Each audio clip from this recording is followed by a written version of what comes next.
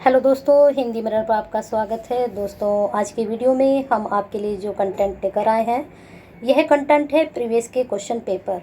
और ये प्रीवियस के क्वेश्चन पेपर वैसे तो SDSU यानी कि जो श्रीदेव सुमन उत्तराखंड यूनिवर्सिटी है, और यह एक स्टेट यूनिवर्सिटी है, सभी को मालूम है, और ये उत्तराखंड की यूनिवर्सिटी है। तो इसका हम जो फर्स्ट पेपर है हिंदी भाषा का उद्भव, विकास एवं लिपि, उसका जो प्रीवियस क्वेश्चन पेपर है ये 18-19 का है। इसी के बाद साथ के साथ मैं आपको 19-20 वाला भी पेपर दिखाऊंगी।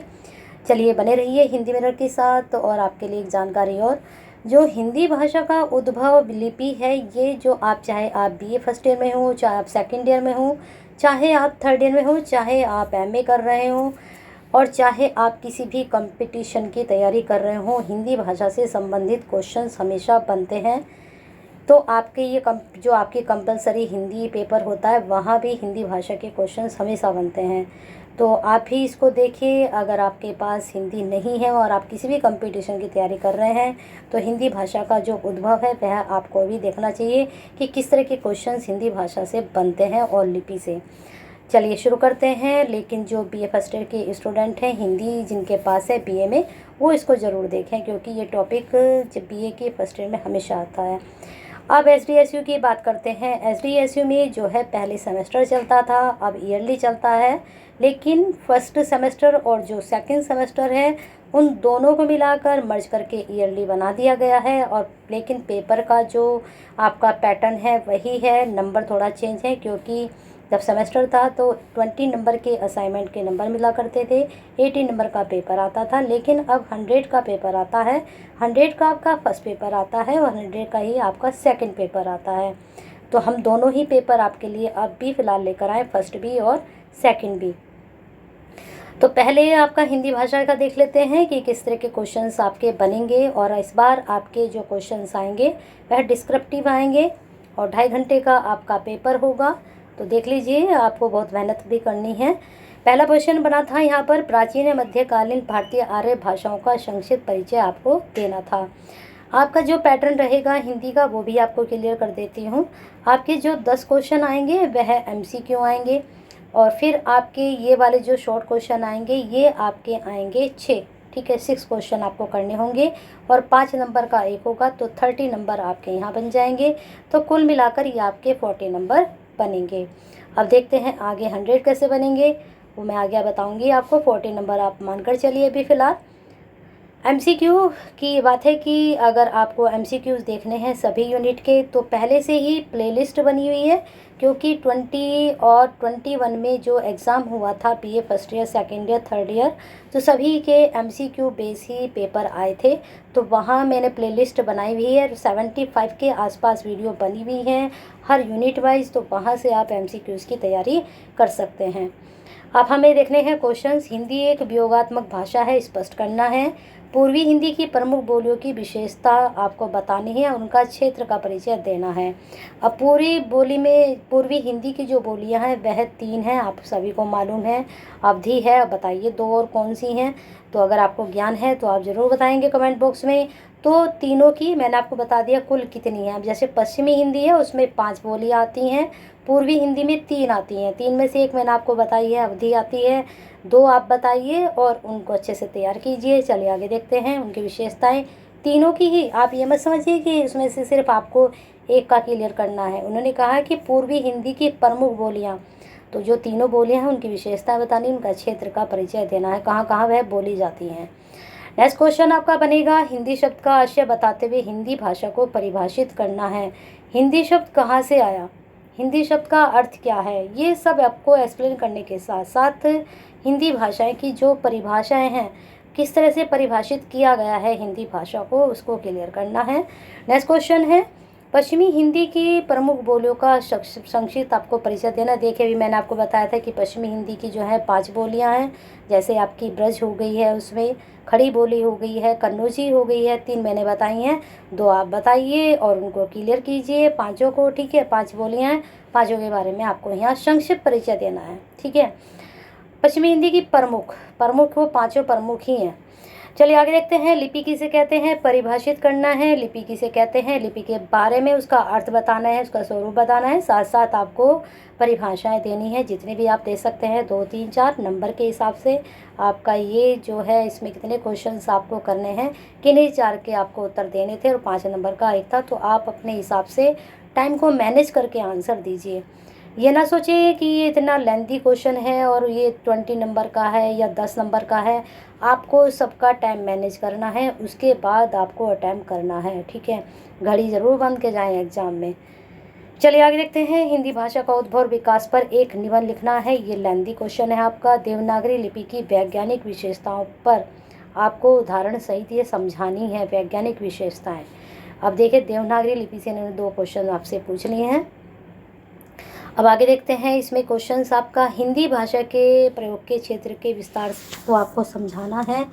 तो हिंदी भाषा का प्रयोग क्षेत्र, आपको जितनी भी बोलियां हैं उनके हिसाब से आपको सारा क्षेत्र के बारे में ये विस्तृत आपको बताना है। हिंदी भाषा की प्रमुख बोलियों की भाषागत विशेषताओं को स्पष्ट करते हुए उनके क्षेत्रों का परिचय देना है। प्रमुख बोलियाँ, अब इसने ऐसा कहीं कुछ नहीं कहा है कि आपको पश्चिमी हिंदी बनानी है या पूर्वी हिंदी बतानी है। इस तरह से आपको कुछ नहीं बताना है। आपको प्रमुख बोलियाँ कोई भी आप ले लीजिए और उसको एक्सप्लेन आप करते चले जाइए लेंथी क्वेश्चन में, ठीक है। राजभाषा हिंदी के रूप में हिंदी भाषा की संवैधानिक स्थिति पर एक निबंध लिखना है। संवैधानिक स्थिति, किस तरह से हिंदी भाषा को संविधान में जगह मिली और कौन कौन से अनुच्छेद में मिली, वो सब यहाँ पर इसको आप एक्सप्लेन करोगे। नेक्स्ट क्वेश्चन आपका बनेगा, भाषा और लिपि के संबंधों को स्पष्ट करते हुए देवनागरी लिपि के विकास पर प्रकाश डालना है। अब आपको बता दें, भाषा और लिपि में अंतर भी पूछा जाता है। यहाँ पर इसने संबंध पूछे हैं, ठीक है, तो संबंध स्पष्ट करने हैं, ठीक है। लिपि से ही भाषाएं उत्पन्न हुई हैं, कौन सी भाषा की कौन सी लिपि है ये आप बता सकते हो। और लेकिन यहाँ पर फिर देवनागरी के बारे में आपको उसके विकास के जो प्रकाश है वो डालना है, किस तरह से इसका मतलब विकास हुआ है। अब आते हैं आपके सेकंड पेपर पर। लेकिन यहाँ पर आपका जो सेमेस्टर में था, गद्य विधाएं जो हैं वो सेकंड पेपर था। लेकिन इस बार क्या किया है उन्होंने, जो ईयरली है इन दोनों को मिलाकर आपका फर्स्ट पेपर किया है। क्योंकि आपकी जो 4th यूनिट है, अगर आपको अच्छे से सिलेबस अपना पता है तो आपकी जो फर्स्ट यूनिट है वो सारी आपकी भाषा से संबंधित है। फिर दूसरी यूनिट में आपका लिपि से संबंधित है। फिर तीसरी यूनिट में की हिंदी भाषा, जबकि हिंदी भाषा की व्युत्पत्ति किस प्रकार से हुई है। फिर आपकी जो 4th यूनिट है, हाँ 3rd यूनिट में एक आपका महाकाव्य, खंड काव्य, प्रबंध काव्य के बारे में ही पूछा गया है। 4th यूनिट में सारी विधाएं हैं आपकी, 7 विधाएं आपको दी गई हैं। उस 7 की 7 विधाएं आपको पढ़नी है। और ये सेकंड सेमेस्टर ना हो के आप इसको ईयरली समझें पेपर को, ठीक है। अब क्वेश्चन देखते हैं कैसे बनता है। गद्य और पद्य में क्या अंतर होता है ये आपको बताना है। प्रबंध काव्य और मुक्त काव्य की परिभाषा देते हुए प्रत्येक के 2-2 उदाहरण आपको देने हैं। अभी मैंने आपको बताया था कि प्रबंध काव्य के 2 भेद, खंड काव्य और महाकाव्य। लेकिन यहाँ पर इन्होंने कहा है कि प्रबंध काव्य ही आपको बताना है और मुक्त काव्य के बारे में आपको बताना है। गद्य और काव्य की भाषा में अंतर स्पष्ट करना है। जीवनी और आत्मकथा में अंतर बताए प्रत्येक के 2-2 उदाहरण स्पष्ट आपको करने हैं, उदाहरण देने हैं। जीवनी की आप डेफिनेशन कुछ भी ऐसे भी आपने याद किया है उसको आप याद कर सकते हैं। हमने इनके नोट्स भी अपलोड किए हुए हैं, आप चेक कर सकते हैं। निबंध की परिभाषा देते हैं। निबंध की शैली, किस तरह की शैली होती है। कभी कभी निबंध, वैसे मोस्टली जो पूछा जाता है निबंध का अर्थ पूछा जाता है, निबंध के प्रकार पूछे जाते हैं, निबंध का उद्भव और विकास पूछा जाता है। शैली यहाँ पर पहली बार पूछी गई है तो पढ़ लीजिए इसको आप।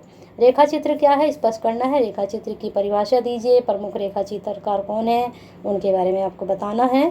कहानी को परिभाषित करते हुए कहानी के तत्वों का संक्षिप्त परिचय आपको देना है, ठीक है। ये आपका लेंथी में आ जाएगा। फिर यहाँ पर है नाटक विधा की विशेषताओं बताते हुए नाटक के तत्वों पर आपको प्रकाश डालना है।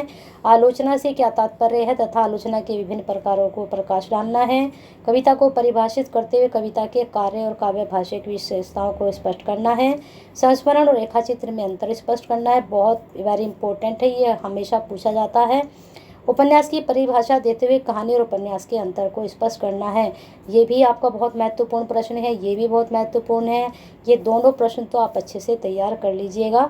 और ऊपर वाला ये जो प्रश्न है ये भी आपका बहुत ही महत्वपूर्ण है, ये भी बहुत महत्वपूर्ण है। जो आपके इम्पोर्टेंट है वो मैं आपको बता देती हूँ, उनको तो आप 100% तैयार कीजिए। जीवनी और आत्मकथा निबंध जरूर तैयार कीजिए। और यहाँ पर शैली पूछा गया, लेकिन आपको प्रकार भी तैयार करने हैं। तो इस प्रकार से आपका ये फर्स्ट पेपर में लेकर आई थी 18-19 का। और उसके बाद आपका इसमें ही पेपर जो है ये वैसे ये सेकंड सेमेस्टर का है, लेकिन ये ईयरली का ही आपका, एक मिनट हम यहाँ पर आ गए आपके सेकंड पेपर पर। हाँ, ये रहा आपका 18-19 का ही ये सेकंड पेपर था, लेकिन ये आपका सेकंड पेपर ना होकर ये ईयरली का ही फर्स्ट पेपर है सारा, आप मान के चलिए। ठीक है, तो इस प्रकार से ये आपका फर्स्ट पेपर के क्वेश्चंस आपको बहुत अच्छे से दिए गए हैं, इनको तैयार कीजिए। क्योंकि पेपर के जो क्वेश्चंस होते हैं बहुत ज़्यादा रिपीट होते हैं। रिपीट का मतलब ये नहीं कि आपसे ये एज इट चीज़ को पूछेंगे, हो सकता है रेखा चित्र की विशेषताएं पूछ ले, रेखा चित्र के प्रकार पूरा ये लेंथी में आपसे पूछ लें, लेकिन आप पढ़ेंगे तभी तो आप चाहे शॉर्ट में आए चाहे आपका लेंथी में आए।